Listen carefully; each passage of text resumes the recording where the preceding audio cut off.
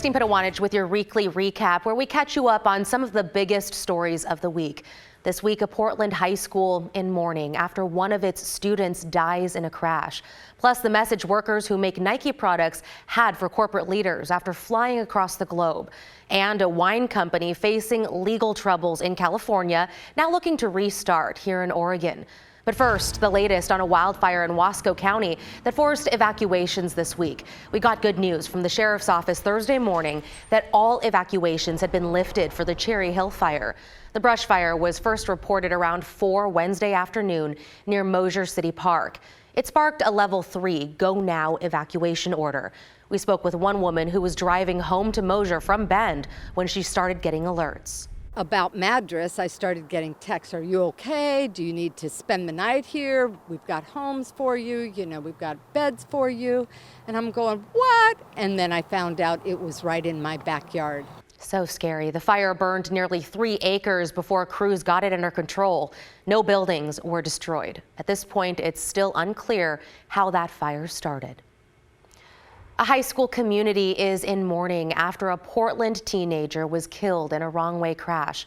Our Catherine Cook went to a vigil and spoke with Michael O'Brien's friends who say he's loved and missed. Life is not ever going to be the same going through life without him. It's not the senior send-off anyone here wanted at Roosevelt High School. Miko, you are so full of joy and laughter. Or how they ever imagined parting with Michael Miko O'Brien. Miko, you are one of the kindest, most compassionate people I have ever known. Rest easy.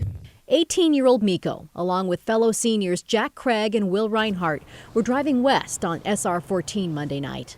Miko was behind the wheel when police say a car driving in the wrong direction crashed into the teens. Miko was killed. His friends were seriously injured and are recovering in the hospital. We're just coming together as a community to let the family know we're thinking of them.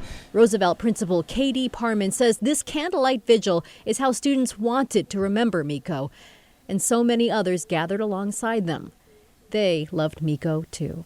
Just seeing how our community has responded to this loss and to who he was in our community, it's been really clear how much he was loved and cared about. Mr. Moya, you have the right to remain silent. Anything you say can and will be used against you. On Wednesday, 23-year-old Eric Moya appeared before a judge for the first time, charged with vehicular homicide and vehicular assault. Court documents show Moya's blood alcohol level was .228 an hour and a half after the crash. Police also found several open containers in his car. The allegations here very alarming in terms of a public safety component. Just seriously, please support each other, you guys. For Miko's friends, those details just add to the pain of their loss. A goodbye that will never feel final. And you will always be remembered. We wish you so much love and peace. Catherine Cook, KGW News. Eric Moya is scheduled to be arraigned June 11th. As of Thursday, he was still in the Clark County Jail. His bail was set at $500,000. Health officials say a new type of toxic algae has popped up in the Columbia River that they've never dealt with before. Health officials say this type of algae, called benthic algae, forms in mats and is different than algae blooms. It grows on riverbeds and rocks, then detaches and floats to shore in clumps. Elise and George Pang told us that their dog collapsed, then died last October after running along the beach at the port of Camas, Washougal, despite never going into the water. Soon after, Elise began feeling sick as well. I started to feel feelings of tingling on my tongue and some brain fog. At that point, we didn't know what it was. We were worried that it was drugs or something like that. Officials say another dog in St. Helens died from exposure last August as well. Right now, it's unclear what amount of this algae is considered harmful. Health officials plan to monitor for algae blooms every week through October. Several workers who make Nike products at a factory in Indonesia were in Oregon this past week. They wanted the pay that they say they did not get during the pandemic. The workers spoke outside the Nike store in downtown Portland on Wednesday before heading to the company's world headquarters in Beaverton to deliver their message to top executives. We want them to know these are the workers who worked for them years and years, and then we want them to pay their wages. They say they were ordered to stop coming into work during COVID, and when the work dried up, so did their paychecks. We reached out to Nike, but as of Friday afternoon, have not heard back. And new details this week in an investigation into an Oregon coast safari park that authorities shut down this month. They seized 300 animals, and the Coos County Sheriff's Office confirmed the man they arrested Tuesday, 52-year-old Brian Tenney, is the owner of the West Coast Game Safari Park near Bandon. Authorities raided the park a couple of weeks ago, saying that animals showed signs of malnutrition and neglect. A few of them had to be euthanized.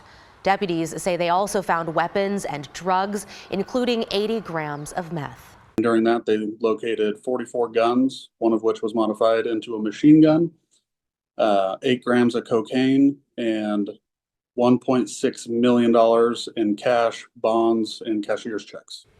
Tenney was arrested on drug possession and manufacturing charges. At this point, he is not charged with anything related to the animals at the park. A controversial wine company that faced criminal charges for operating illegally in California is now setting up shop along Oregon's south coast. The CEO of Ocean Fathoms says the company is, quote, making a fresh start in Oregon and plans to drop up to 500 bottles of wine into the Coos Bay estuary. Here's Libby Dowsett with the story. The company known as Ocean Fathoms is going deep to capture people's attention. You have a problem, start yanking on the rope. In its promotional video for the company, which is now under the name Neptune's Vault, you see crews lowering a huge wire cage full of wine into the ocean near Santa Barbara. Got it? Pause it. And then pulling up an earlier placed load which has aged for a year. How's that line? According to CEO Chris Cuvillier, they collect wine from various wineries to be stored in what they consider nature's perfect wine cellar, which essentially takes advantage of the cold water temperatures, the motion of the ocean, the lack of light, and then the galvanic current that naturally occurs in the metal cages. When the bottles come up, he says they're pieces of art, barnacles and all. It's not just a gimmick. There really is a process here with our patent, and it does improve the quality of the wine, and you wind up with these beautiful bottles that we call one of one. He says storing wine on the ocean floor ages wine more quickly and leads to a smoother mouthfeel. Santa Barbara's district attorney has his doubts. Basically, every aspect of that business was either operating illegally or without the permits they claimed they had. But that is the experience in Santa Barbara County. Oregon State Senator David Brock Smith from Port Orford says he knows about the California issues, but is still a big supporter of the operation in Coos Bay. As you know, down in Coos Bay, we have seen generations of poverty.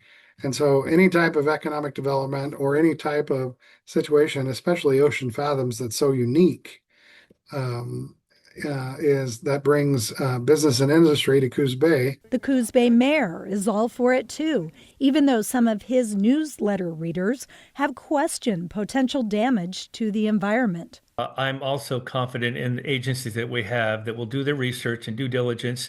And as you stated, maybe it's taking a little bit longer for Ocean Fathoms to get located here as quickly as they'd like. But I think it's also very prudent that we go through that process to make sure things are done properly.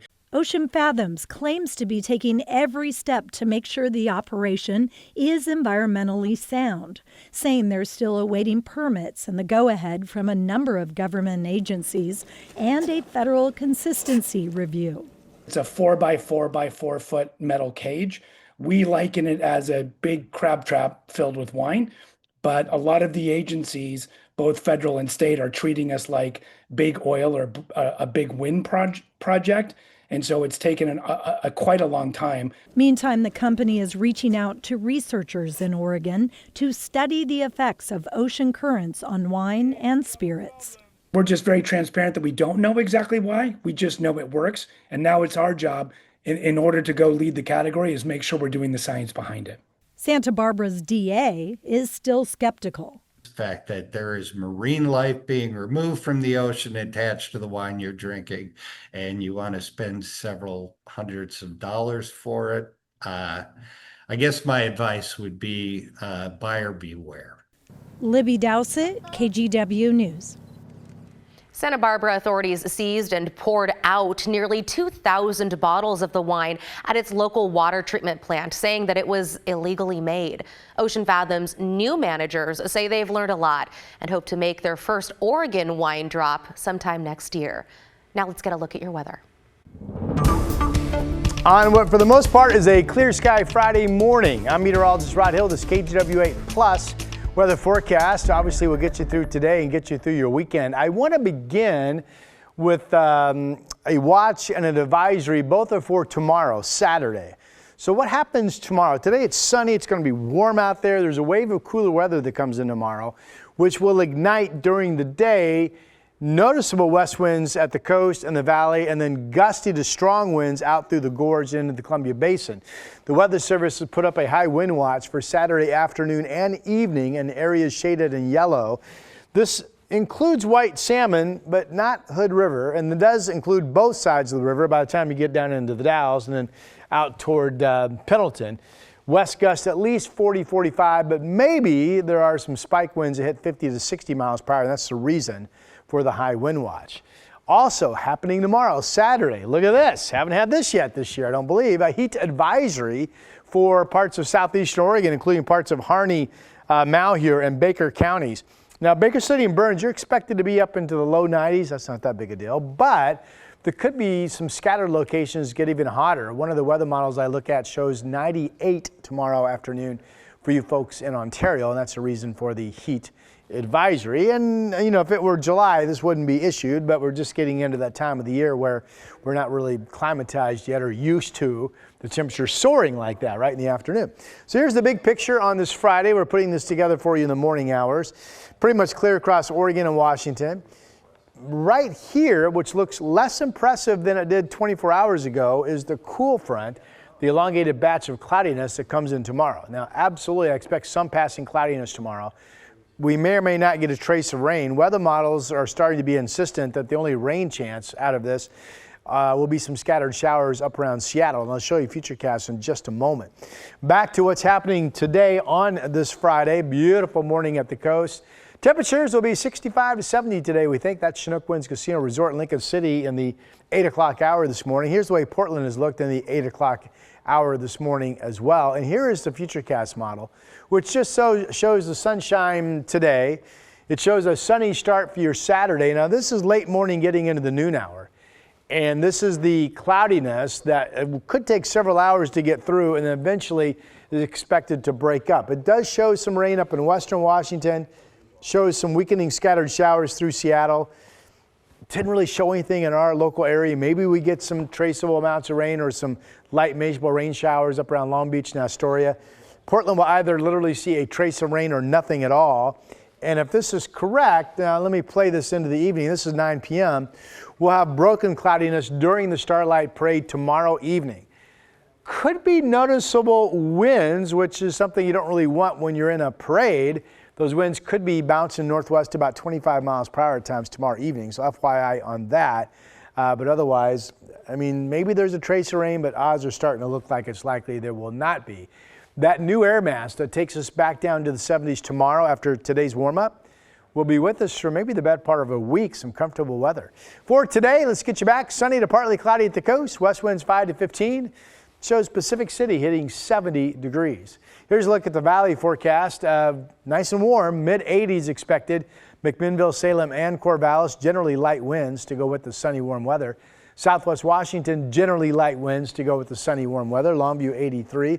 Shows mid-80s in Battleground in Clark County, and the same up in Vancouver at 86. Here's the temperature map at 5 o'clock. Notice Tillamook, 68. Inland areas all reach 80 or better, and this does indicate a little wave of 90-degree temperatures potentially for actual highs from Bend, Madras up into the Dalles. And here is the 7-day. It'll take you into the first part of June and the Starlight Parade weekend for the Rose Festival. 86 today, the passing cloudiness tomorrow afternoon. Maybe there's a trace of rain, breezy winds and passing cloudiness, what we'll mainly notice, 77 the high. And then Sunday, partly cloudy, might be some morning cloudiness, 74. And then after that, we're just in the 70s, and it looks like we stay dry through midweek. There's a push of some cloudiness spilling into us right now, showing up on Thursday. We'd still be 73, and there's a front from that could bring a shower chance that following Friday or Saturday. That's what I'm watching. Wishing you a very pleasant Friday and a good weekend. I'm meteorologist Rod Hill. This is KGW 8+ weather forecast. Well, heads up for this weekend. The first in possibly 5 weekend directional closures of 217 begins as ODOT is pushing towards the final stages of that 217 auxiliary lanes project. This weekend, they're doing paving on southbound 217 between Canyon Road and 99W. The closure kicks in 9 p.m. Friday through as late as 5 o'clock Monday morning. Should be reopened in time for the Monday morning commute. Again, this is the first in a series of up to 5 weekend closures as they continue the finishing stretch, the final run here of 217 auxiliary lanes project work. The project itself is set to be completely wrapped up later this year. I'm Chris McGinnis for KGW News. And that is a wrap on your weekly recap. Again, I'm Christine Pitawanich, and a reminder, you can catch up on the latest headlines anytime on KGW.com, your KGW app, or our YouTube channel.